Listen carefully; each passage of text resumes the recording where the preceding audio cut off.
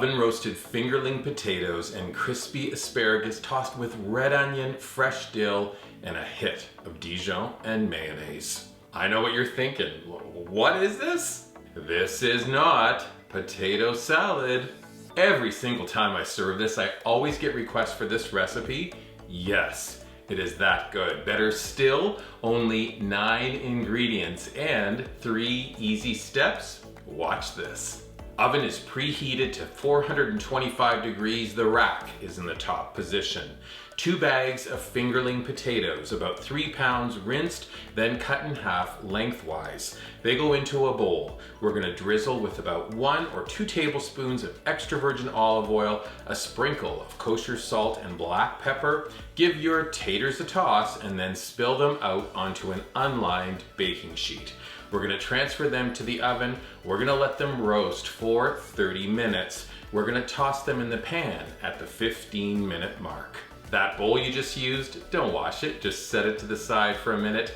Time now to prep our second vegetable for this recipe, fresh asparagus. Trim away the bottom of each spear, then cut the spears into 1 to 1.5 inch pieces. We're gonna give the knife a little turn, really nice to cut them on the bias. Perfect presentation.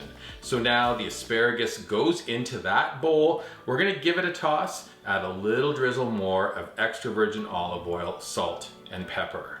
And now this, fingerling potatoes meet asparagus.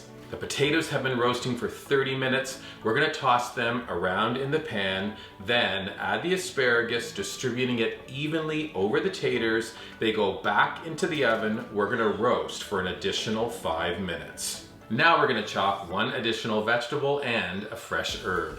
Take half of a red onion, we're gonna dice it up, then we're gonna grab a big bunch of fresh dill. Let's roughly chop the dill. Right about now, while you were working on the onion and dill, the potatoes and asparagus are done. It's been 5 minutes. Let's bring them out of the oven.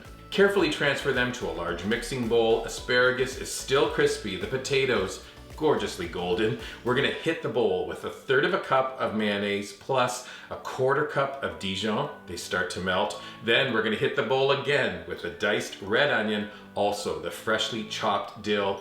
Grab 2 spoons. We're gonna toss everything together.